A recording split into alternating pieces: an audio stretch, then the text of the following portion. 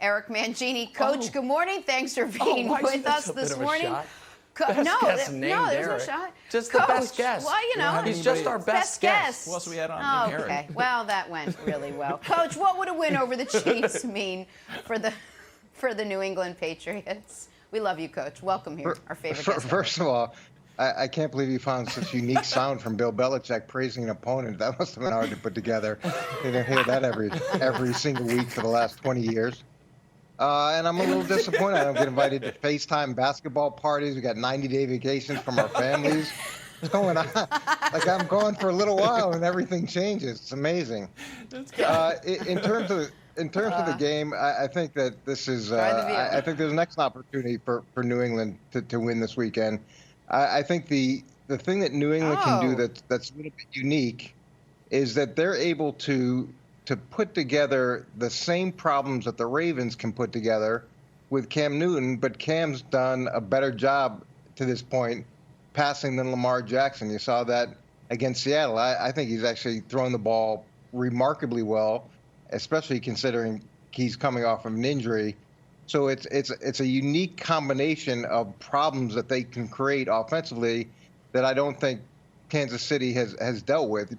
Add to the fact that New England's #1 in the league in rushing, and Kansas City's 27th in rush defense. I think there's a lot of problems that New England create, and it's additional. Or the additional fact is Mahomes has typically struggled with the Patriots defense, whether it's in the first half or in the second half. There's been those big blocks of time where he struggled.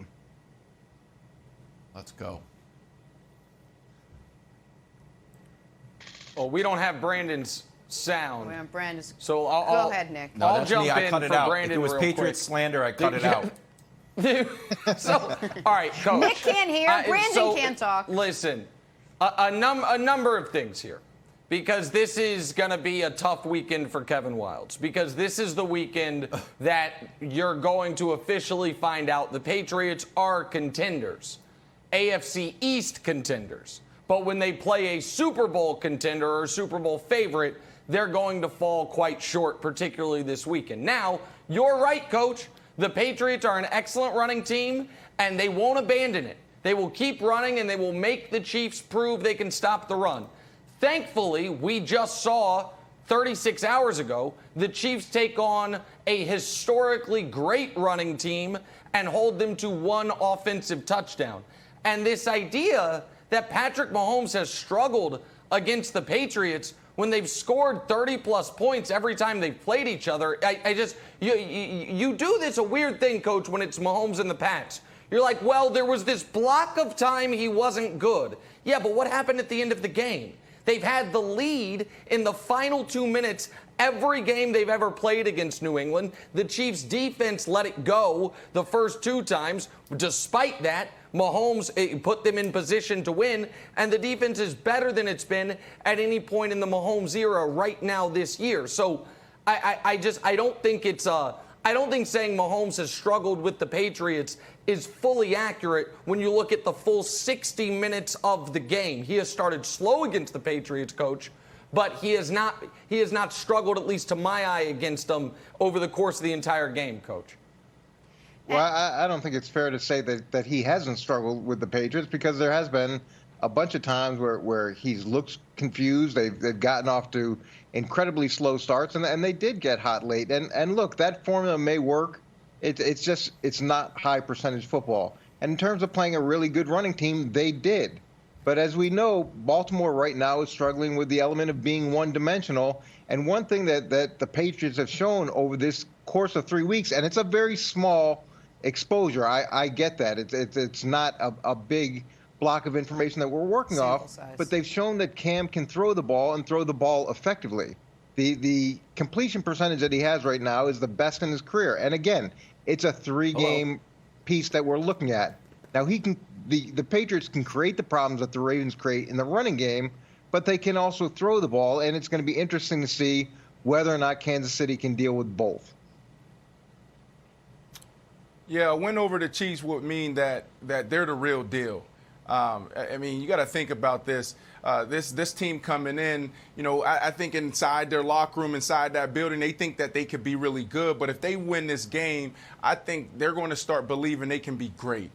You got to also look at, this is a rebuilding year for the Patriots. Think about that. Most teams, when they're in a rebuild year, they're not sitting here in 2-1 and having this discussion to even possibly beat the Chiefs. So to me, if they win this game, I think everyone's going to say the Patriots are the real deal. I think there's already people around the league saying that they're contenders. It's going to be a good game. And Coach, you bring up some interesting points. I think what the Patriots do is going to present some challenges. You know, they can run the ball. We know that. And then Cam Newton passing the ball. It's not like this Chiefs secondary is really good. They have two guys on that defense that really stands out, and everybody else just play their part. Now, offensively is where you have the challenges with Andy Reid and Patrick Mahomes. We all know that storyline.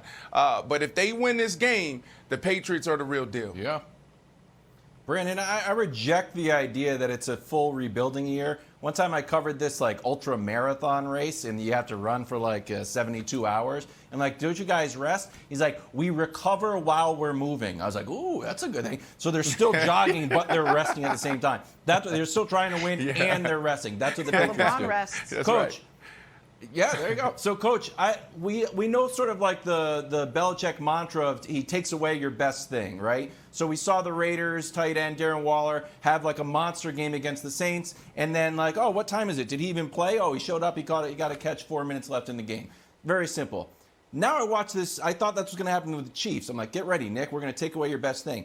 And they're doing all sorts of crazy stuff. They're throwing the ball to fullbacks. They're doing under shovel passes. They did a thing with Clyde Edwards-Helaire and Tyreek Hill and Mahomes. They're just moving the ball around. It's like something you draw for little kids. So, like, what are the Patriots going to do, or what did Belichick learn from watching that Ravens game since the game plan was so weird?